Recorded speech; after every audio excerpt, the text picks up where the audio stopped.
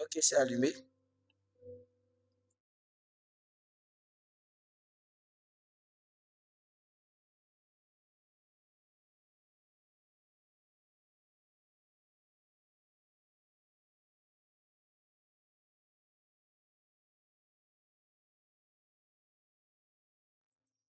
Si, moi aussi prêt, quoi. Je suis...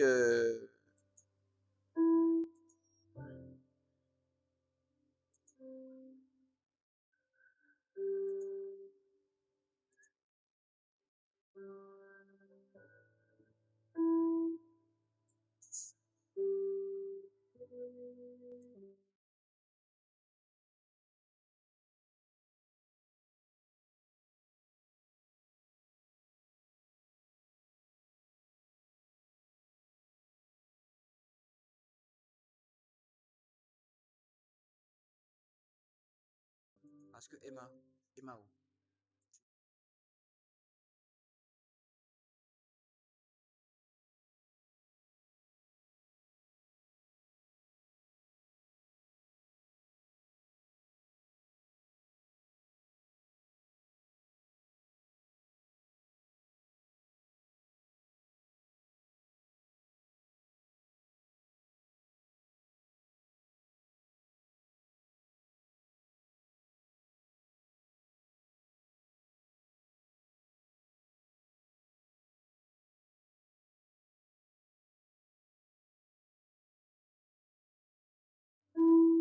Shalom, que Dieu vous bénisse abondamment. J'espère que vous allez bien par la grâce de Dieu. Alors, vous avez à vos écrans Christ au clin. Et aujourd'hui, on va parler d'un thème très important sur les réseaux sociaux. On va parler de l'importance de la communion fraternelle. L'importance de la communion fraternelle. L'importance de l'union. Voilà, l'importance de la communion fraternelle. Combien la communion fraternelle est importante. Alors, tu vas te connecter, tu vas partager le lien, partage le lien, parce que c'est ce que je vais faire. Je partage le lien, je partage le lien, je partage le lien. Ok.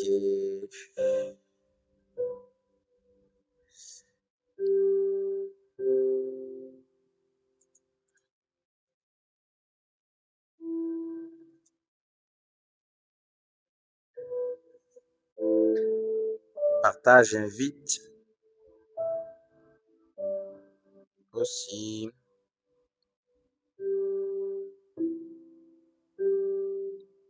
L'importance de la communion fraternelle. L'importance de la communion fraternelle.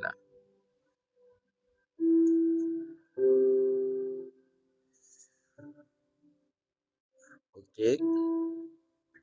Je partage aussi sur mes différents.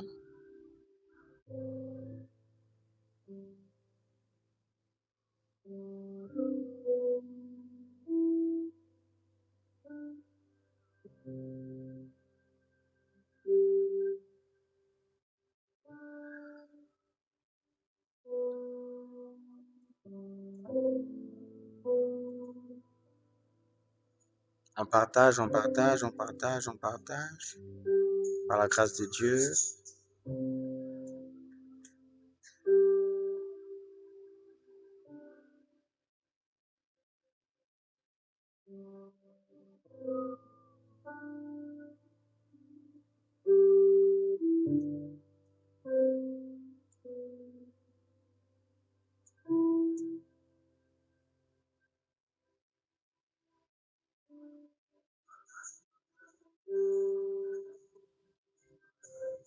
Continuez de partager.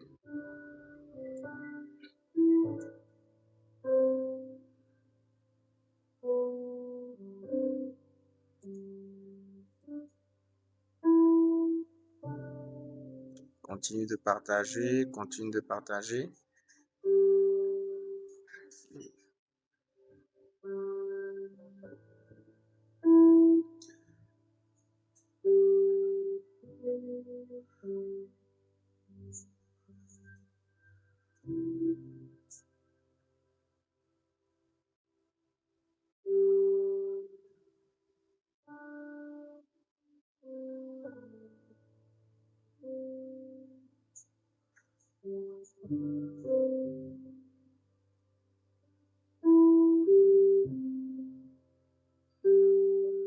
Continue de partager, continue de partager, continue de partager, continue de partager, continue de partager. Moi aussi, je partage le live.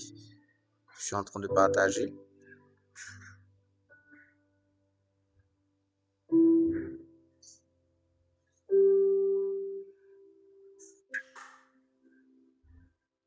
Partage à un frère, partage à une sœur.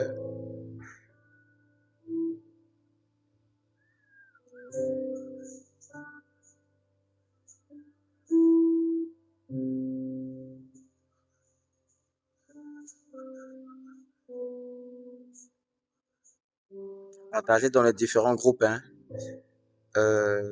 RDC, dans plusieurs différents groupes.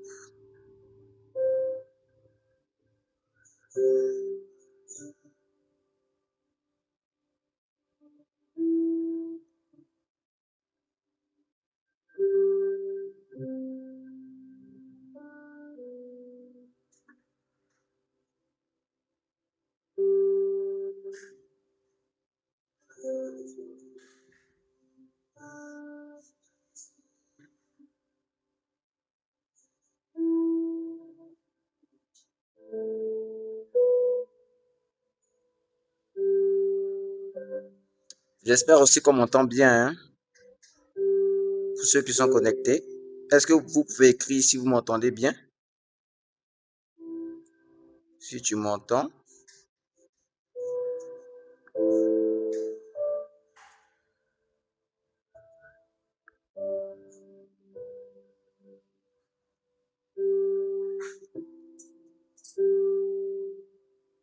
Ok.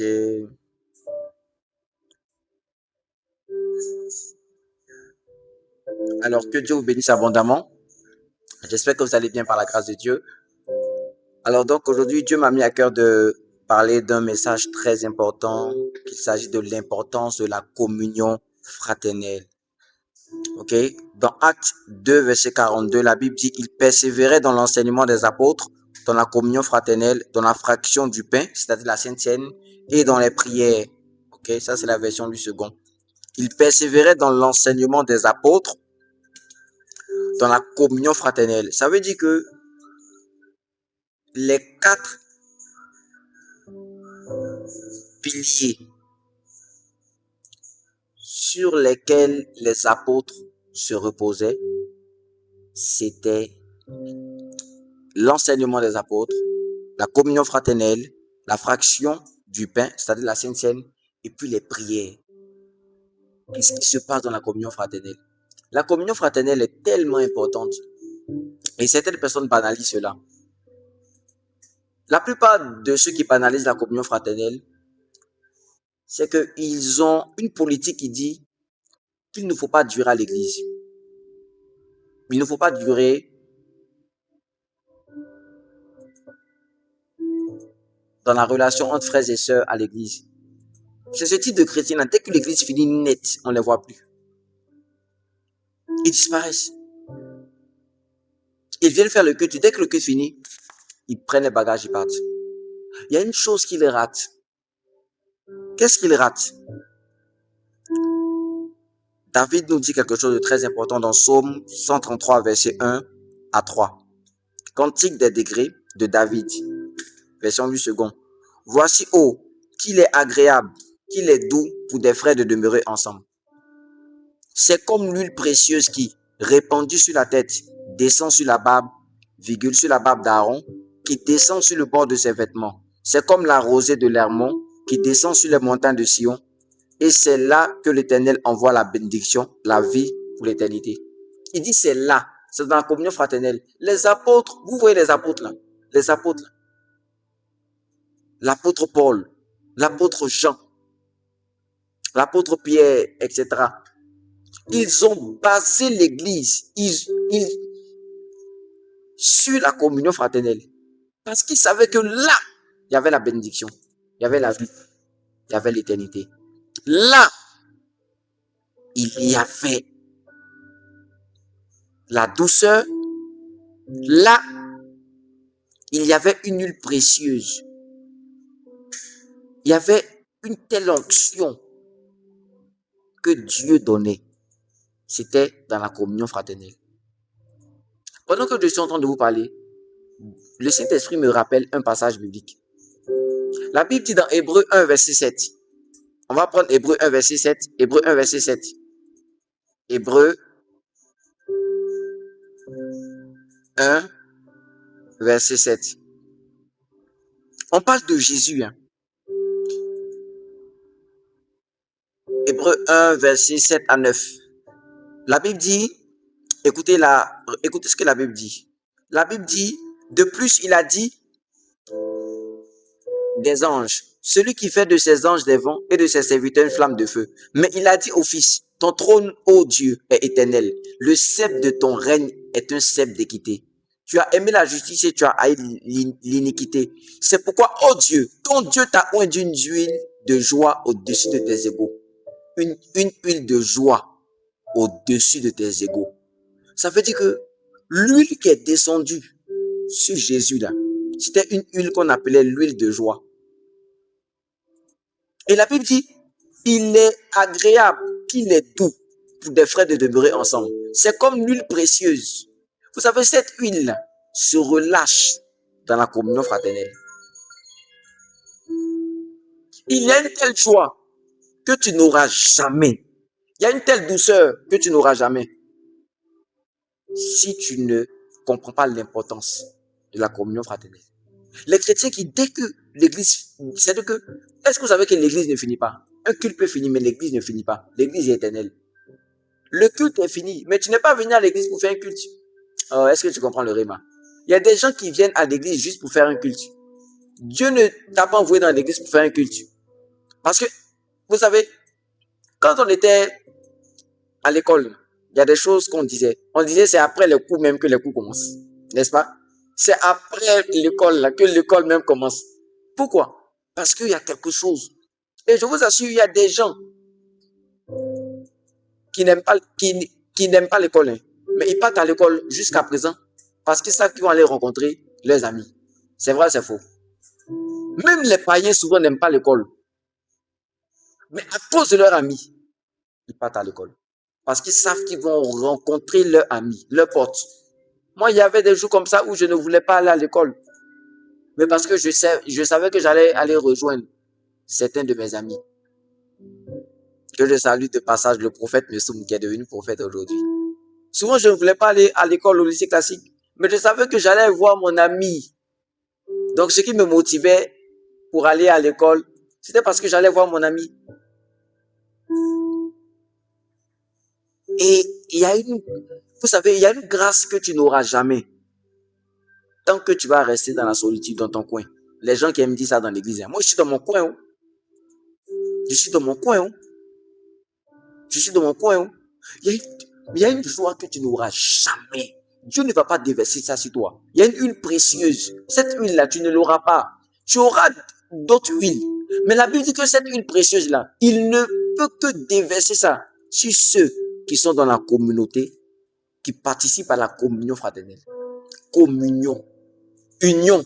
Dans union, il y a eux qui sont eux, qui savent s'amuser. Rappelez-vous de Jésus lorsqu'il dit que le royaume des cieux, là, ça ressemble à des enfants. Mais les enfants font quoi? Les enfants savent s'amuser. N'est-ce pas? C'est vrai ou c'est faux? Les enfants s'amusent. Mais dit le royaume des cieux ressemble. Le royaume des cieux, là, c'est fait pour les enfants. Parce que là-bas, là, il y aura la joie, il y aura cela. Mais vous ne savez pas, pendant que tu es en train de communier avec tes frères, tu as comme l'impression que, vous savez, il y a une onction qui vient lorsque tu pries. Il y a une onction qui vient lorsque tu te fais enseigner. Il y a une onction qui vient lorsque tu prends la Sainte Seine. Mais il y a une autre onction qui vient dans la communion fraternelle. Les chrétiens charnels pensent que la communion fraternelle, là, c'est une distraction. Mais ils ne savent pas que c'est là que Dieu déverse une sorte de bénédiction. N'oubliez pas que la Bible dit que nous sommes bénis sur toutes sortes de bénédictions dans le spirituel. Ça veut dire qu'il y a plusieurs sortes de bénédictions. Mais la bénédiction de la communion fraternelle, là, si tu ne l'as pas, tu seras déséquilibré. Parce que c'est une huile précieuse que Dieu déverse. C'est une huile qu'on appelle une huile précieuse. Précieuse. Tellement que c'est important. Regardez ce que Jésus dit dans Matthieu 18, verset 20. Car là où 2 ou 3 sont assemblés en mon nom, je suis au milieu d'eux. Pourquoi il ne dit pas car là où une seule personne? C'est pas que si tu pries, toi seul, Jésus ne sera pas là. Non, pas du tout. On a vu Daniel, il était seul dans la cage des lions, mais Dieu était là. Mais là, il est en train de signifier l'importance de la communion fraternelle. Ça veut dire que c'est vrai qu'il est là quand tu es seul. Hein. Mais sa présence quand vous êtes deux. Parce que la Bible dit, deux valent mieux qu'un. Ça veut dire que la communion est plus précieuse que la solitude. Même une femme, quand elle accouche. Hein. Mais il y a des sages femmes qui sont près d'elle, qui lui disent pousse. Le fait que toi, tu veux faire les choses seul, j'y arriverai seul. Vous n'avez pas remarqué, il y a des coachs sur les réseaux sociaux. Ils parlent de la réussite, hein, mais il n'y a pas de Dieu dedans. Il n'y a pas de quelqu'un qui va t'aider, non. Ils disent toujours, je me suis fait seul. J'ai bossé, je me suis fait seul. Oh, j'aime dire, avant de venir dans ce monde-là, avant que Dieu te forme encore, c'est un homme et une femme qui se sont rencontrés. Est-ce que tu sais que toi-même, tu n'es pas venu comme ça? Ou bien ta maman n'était pas là et puis elle dit, bon, je vais t'accoucher. Non. Elle a dû rencontrer une personne. C'est-à-dire que deux personnes, et puis tu es venu. Deux personnes ont décidé de s'unir. Et puis ça a donné un résultat. Donc même la multiplication, la bénédiction de la multiplication vient par la rencontre de deux personnes. Adam était seul. Il dit, il n'est pas bon que l'homme soit seul. Quelle est cette solitude dans laquelle tu es? Tu dis qu'à l'église, les gens te blessent. Mais pourquoi tu travailles? Ton patron ne t'a pas déjà blessé. Tu partais à l'école, tes professeurs peut-être t'ont déjà blessé.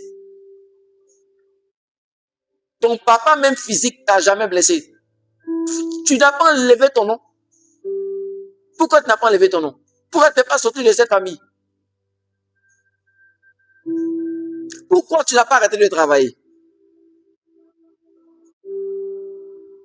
C'est Satan qui met ça dans ta tête. Je dis toujours, vaut mieux être blessé à l'église. Je te dis la vérité, que d'être blessé dehors. Au moins là, tu sais que c'est l'église. Au moins tu sais que c'est l'église. Même au ciel, Satan a pu corrompre des gens. Mais Dieu n'a pas créé un autre ciel. C'est pas parce que tu étais blessé à l'église que Dieu va créer notre église. C'est l'église du Seigneur. C'est peut-être toi, tu n'as pas su garder ton cœur. Tu n'es pas un enfant. C'est pourquoi il est bon pour des frères et sœurs de demeurer ensemble. Ça veut dire que tu n'es pas un enfant. Tu sais, quand on parle de la fraternité, là, c'est pas comme si tu choisis. Ce sont tes frères. On ne choisit pas qui va accepter le Seigneur. Une fois qu'il a accepté le Seigneur, on a le même Père. C'est comme une fraternité. Est-ce que toi, tu as choisi tes frères? Tu n'as pas choisi tes frères. C'est Dieu qui convertit. Satan va te pousser à être seul. Et c'est là qu'il va te détruire.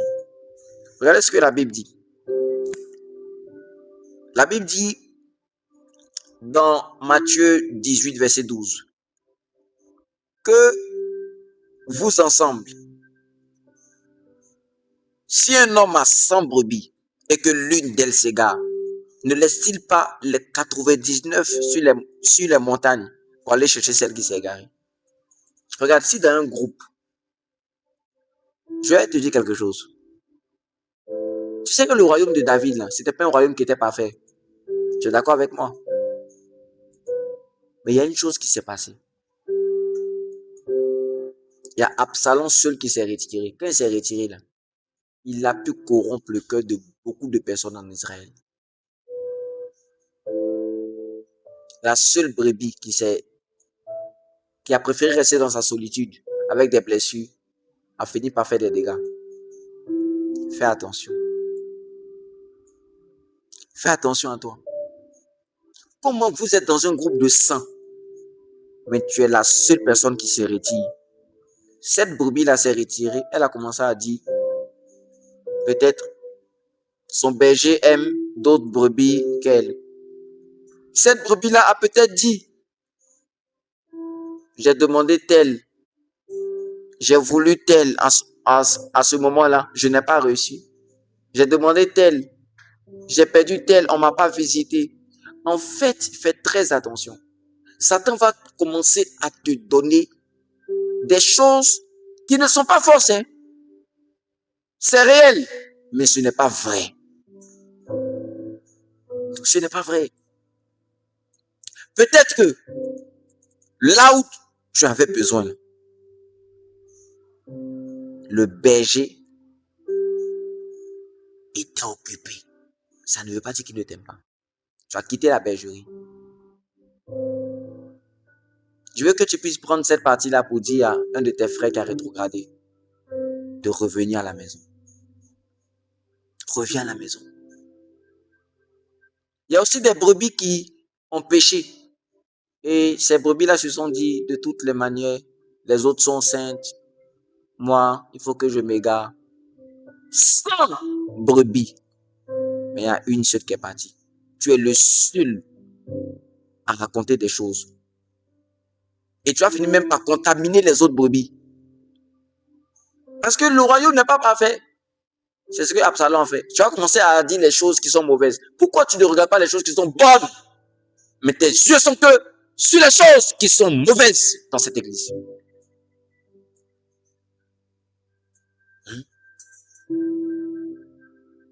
Quand Saoul est mort,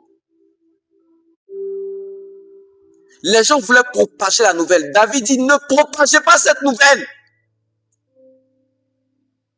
Sinon, les païens seront heureux.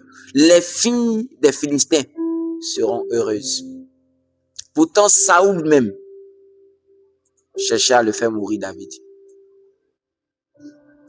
Quand tu propages, non, à l'église, ceci, cela, voici les choses. En fait, tu es en train de faire la publicité du diable, sans le savoir. Et puis, tu es en train de briser ce pilier-là qu'on appelle la communion fraternelle. Tu es sorti de cette bergerie. Pourquoi? C'est pourquoi aujourd'hui, il y a plusieurs personnes qui partent d'église en église. Actuellement, là, elles sont à leur 10e église. Le problème, c'est pas le berger. Souvent, il y a des églises qu'il faut quitter. Franchement, ce ne sont pas des bonnes églises, ce sont des synagogues de Satan. Mais il y en a de vrais, mais qui ne sont pas parfaites. Tu ne fais que quitter, paf, tu quittes, paf, tu quittes, paf. Maintenant, une église peut être vraie, mais selon la révélation et l'appel que tu as reçu, Dieu peut te dire, voilà, j'ai connu ce genre de cas-là. Cependant, toi, ton problème là, c'est que tu as eu combien de pères spirituels? Il faut les compter. Tu as combien de pères spirituels? Tu changes de père spirituel comme si c'était tes vêtements, des vieux vêtements. Il y a des brebis aussi comme ça. Elles brisent la communion fraternelle. Parce que quand le berger dit, va à gauche, tu as péché. Le berger dit, bon, je vais te suspendre. Tu quittes l'église, tu te vas dans une autre église. Tu brises la communion fraternelle. Ça fait pitié cette histoire-là. Il y avait 100 brebis, mais une seule s'est égarée. Et le berger a dû laisser les 99 pour aller chercher celle qui s'est égarée. Tu t'es égaré pourquoi? Et vous savez, on ne s'égare pas le même jour. C'est chaque jour. Il y a des pensées qui viennent dans tes pensées. Et puis ça pénètre ton cœur. Et tu commences maintenant à accepter. Tu dis, oh oui, c'est vrai. Ici, il n'y a pas d'amour. Ici, voici, c'est vrai. Et tu commences à regarder maintenant les faiblesses. Satan, écoutez, Satan là, il va toujours te faire regarder les faiblesses. Mais Dieu va toujours te faire regarder les forces. Dieu va te montrer les qualités. Est-ce que vous savez que la Bible dit l'amour couvre une multitude de fautes? Est-ce que tu comprends un peu? L'amour couvre une multitude de fautes. Ça veut dire que, en fait, Dieu ne va pas te montrer les parties où tu as été méprisé. Dieu va te montrer les parties où. Est-ce que vous savez que David même, son père l'a oublié le jour où Samuel devait le oindre. Mais quand il a fait les exploits dehors, on lui a demandé, ton père c'est qui? Il dit, mon père c'est Isaïe. Isaïe qu'il avait oublié là. Il a su que, en fait, David, quand la Bible dit que David est l'homme selon le cœur de Dieu, c'est ça. C'est pas que peut-être que ce qu'on t'a fait dans l'église, c'est faux. Ça peut être réel. Mais Satan va prendre ça et puis va mettre ça sur toi.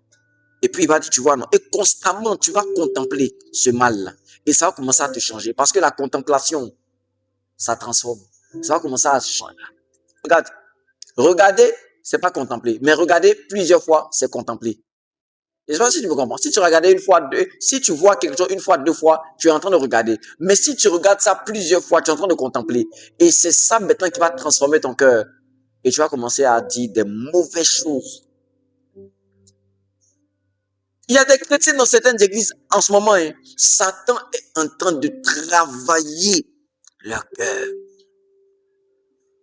Parce que tu commences à regarder là où les faiblesses de l'église. Tu as oublié les fois où on t'a fait du bien, on t'a visité. Tu as oublié ça. Tu as oublié ça. Fais attention. Fais attention. La communion fraternelle est très importante. Je te dis quelque chose. Satan sait que c'est mieux de diviser pour régner. Regarde ce que Jésus dit. Jésus dit dans Matthieu 12, versets 25 à 26. Comme Jésus connaissait leurs pensées, il leur dit, tout royaume divisé contre lui-même est dévasté, et toute ville ou maison divisée contre elle-même ne peut subsister. Et au verset 26, il dit, Matthieu 12, verset 26, si Satan chasse Satan, il est divisé contre lui-même. Comment donc son royaume subsistera-t-il? Aïe! Jésus nous révèle un point. Il dit que si vous voyez que le royaume de Satan est en train d'avancer sur la terre, c'est parce qu'ils sont unis. Est-ce que vous savez que les démons ne s'aiment pas, mais ils sont unis? Parce que les démons n'ont pas d'amour, mais ils sont unis. Et Jésus était en train de nous donner un truc pour dire que ce n'est pas la nature d'une chose qui avance. C'est parce qu'elle est unie. Satan est mauvais, son royaume est ténébreux. Mais pourquoi ça avance? Parce que son royaume est uni. C'est pourquoi, à la tour de Babel, ce qu'ils étaient en train de faire là, c'était un projet contre Dieu. Mais parce qu'ils étaient unis, Dieu même a dit, qui pourra les arrêter? Qui? Genèse 11, verset 6 à 7. Et l'Éternel dit, voici, ils forment un seul peuple et ils ont tous une même langue. Et c'est là ce qu'ils ont entrepris. Maintenant, rien ne les empêcherait de faire tout ce qu'ils auraient projeté. Au verset 7, il dit, allons, descendons, et là, confondons leur langage, afin qu'ils n'entendent plus la langue les uns des autres. Et au verset 8, la Bible dit, et l'Éternel les dispersa loin de là, et sur la face de toute la terre, et ils cessèrent de bâtir la ville. Ils ont commencé à cesser de bâtir la ville. Pas parce qu'ils marchaient avec Satan. Pourtant, c'était Satan qui a mis ce projet-là dans leur cœur. Mais parce que ils ne se comprenaient plus. Quand Satan veut détruire une assemblée, il commence à former des clans. Ce sont les signes de la sorcellerie. Quand tu vas dans une assemblée, il y a clan, clan, clan, clan. Et vous êtes en train de vous combattre. Ça détruit la communion fraternelle. Et Satan, lui, il est content. Il est content. Vous ne savez pas. C'est-à-dire que toi, tu es là. Non, toi, tu vas faire ça. Et toi, tu vas faire ça. Et toi, tu vas faire ça. Et toi, tu vas faire ça. Et toi, tu vas faire ça. Et ça fait que l'onction de joie ne veut pas descendre. Parce que c'est une huile précieuse. C'est précieux. Ce qui est précieux, vous savez, c'est quoi? Ce qui est précieux, quand on dit préparer, c'est avant quelque chose. Donc, quand on dit précieux, c'est avant les cieux. C'est-à-dire que c'est le paradis avant le paradis. Précieux. Est-ce que tu comprends? Prétexte, n'est-ce pas? Quand tu lis les prétextes, c'est quelque chose avant le texte. Tu dois comprendre le prétexte pour comprendre le texte. C'est vrai, c'est faux. C'est pourquoi on dit, mais c'est dans quel... il faut connaître le prétexte pour comprendre le texte. Est-ce que tu comprends? Donc, le prétexte, c'est avant le texte. Le précieux, c'est avant les cieux. Donc, ça veut dire que l'huile précieuse, là, ça va t'attirer vers les cieux. Parce que c'est précieux. Mais Jésus dit pour ça, là, il faut connaître l'importance de la communion fraternelle. Et Jésus lui-même, il a dit, qui peut les empêcher? Jésus lui-même, il pose la question, qui peut les empêcher? Ça veut dire que pour détruire même le royaume de Satan, ça, on va voir ça après, la semaine prochaine. Pour détruire le royaume de Satan, vous allez voir ce que Jésus va faire. Jésus va mettre quelque chose pour confondre ses ennemis. Et c'est comme ça ils vont s'entretuer. Vous allez voir. Parce que Jésus savait que tant qu'il ne faisait pas ça, le royaume de Satan allait subsister. C'est pourquoi je déclare au nom de Jésus, tes ennemis seront confondus au nom de Jésus. Tes ennemis seront confondus. Cette prière-là est très puissante. Quand tu confesses ça, que tes ennemis sont confondus là, ça veut dire que ils vont vouloir te faire du mal, mais eux-mêmes, ils ne pourront pas s'entendre. Quand il y a division, ça veut dire qu'il y a deux visions. L'autre a dit non, je vais faire ça. L'autre a dit non, je vais faire ça, non, je vais faire ça. Et puis il y aura maintenant une rébellion entre eux-mêmes. Que cela soit ton partage au nom de Jésus. Alléluia. Fais attention. Fais attention. Matthieu 12, verset 43. Je vais terminer avec ça. Pour ne pas trop parler. Matthieu 12, verset 43 à 45. Lorsque l'esprit impur est sorti d'un homme, il va par des lieux arides, cherchant du repos, et il n'en trouve point. Alors il dit, je retournerai dans ma maison d'où je suis sorti, et quand il arrive, il la trouve vide, balayée et ornée. Il s'en va et il prend avec lui 7 autres esprits plus méchants que lui. Ils entrent dans la maison, s'y établissent, et la dernière condition de cet homme est pire que la première. Il en sera de même pour cette génération méchante. Les amis, il n'y a pas d'amour dans les démons, mais il y a union dans les démons. Ouais. Ils sont unis. C'est ça qui fait les forces. Et vous savez, ce démon-là, qu'est-ce qu'il a dit? Est-ce que vous savez pourquoi il est parti pour 7 autres démons qui sont plus puissants que lui, plus méchants que lui? C'est parce que il s'est dit que si on l'a chassé là, c'est parce qu'on n'était pas nombreux. Ça veut dire quoi? Souvent tu tombes là, parce que tu es seul. Souvent tu échoues parce que tu es seul. Souvent tu veux faire des choses tellement que Dieu est humble. Il dit allons, confondons leur langage. Il ne dit pas je vais confondre. Pourtant il peut faire seul. Mais pourquoi il dit ça? C'est parce qu'il veut qu'on limite. Dieu même dit confondons leur langage. Il ne dit pas je vais aller confondre. Ma femme me disait ça plusieurs fois. Lorsqu'on venait de se marier, à chaque fois que je parlais, je disais, souvent même jusqu'à présent, puis après je récapitule. Souvent quand je parle là, je dis je. Elle dit ne dis pas je, dis nous. Dis nous. Dis nous. Je dis ouais. Je vais faire ça. Elle dit non, dis nous. Parce que tu n'es plus seul. Nous. Tout à l'heure, on parlait de quelque chose et puis je lui ai dit, je vais acheter ma. Et puis après, j'ai rectifié. J'ai dit, je vais acheter notre. Parce que ce qui est à moi, à elle, bon, il y a des choses quand même, ce qui est à moi, c'est pas elle. Pas... Mais voilà, sinon, bon, des objets, peut-être, voilà. Oui. Il dit, je vais aller prendre des esprits plus méchants. Ça veut dire qu'eux-mêmes, ils savent qu'il y a des gens qui sont plus méchants. Donc toi-même, là, regarde, Jésus dit que ceux qui sont forts, là, supportez ceux qui sont faibles. Ton orgueil, là, tu te dis que non, toi, tu es le plus fort. C'est pourquoi tu ne marches pas avec les gens. Et est-ce que tu sais que même le plus fort, souvent, a besoin des plus faibles? Même Moïse était le plus fort. Il était plus fort que Aaron et Hur. Mais deux moins forts que lui l'ont aidé. Parce qu'il était fatigué. Personne ne peut aller quelque part sans se fatiguer.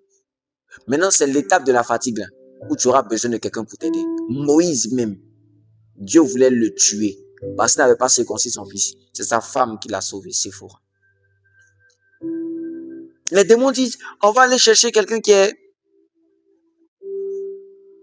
7 autres qui sont plus forts, plus méchants.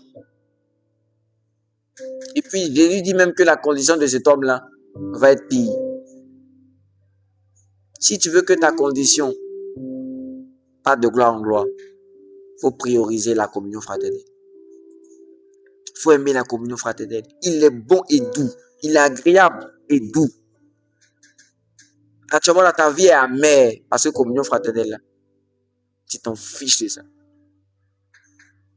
Tu t'en fiches de ça. Tu t'en fiches de ça. Manger sur les doux, hein, mais manger avec ses frères, c'est mieux. Vous n'avez pas remarqué, c'est comme si pendant que vous êtes en train de manger là, vous parlez, mais ouais, la dernière fois, parlez, mais quand tu es seul là, tu manges. Regardez, même quand tu es riche, comment, et qu'il n'y a personne à cause de ton mauvais cœur, tu perds quelque chose. Satan détruit les brebis en les emmenant dans la solitude. Dans Bergerie, là, il y a 99, tu es le seul à quitter le groupe, à aller à part. Celui qui est à part est sur un nouveau départ. Fais attention. Jésus ne veut pas que tu sois à part. Priorise la communion fraternelle. Donc les chrétiens qui aiment entrer à l'église, dès que le culte finit, ils partent là. Vous partez pour il y a quoi à la maison même? Lundi, on a créé une chanson pour ça. Lundi, tu es à la maison. Mardi, tu es à la maison. Mercredi, tu es à la maison. Jeudi, tu es à la maison. Vendredi, tu es à la maison. Samedi même là, tu es à la maison. Mais dimanche encore là, tu finis de faire des trucs puis tu es parti. Tu t'en vas où? Alléluia. Il faut privilégier la communion fraternelle. Que Dieu vous bénisse abondamment. Amen. Alors donc, le vendredi prochain, on va continuer ce live là. Par la grâce de Dieu. L'importance de la communion fraternelle. On va aller plus en détail. Et je vais prier. Père, bénis toutes ces personnes qui ont pu écouter ce message.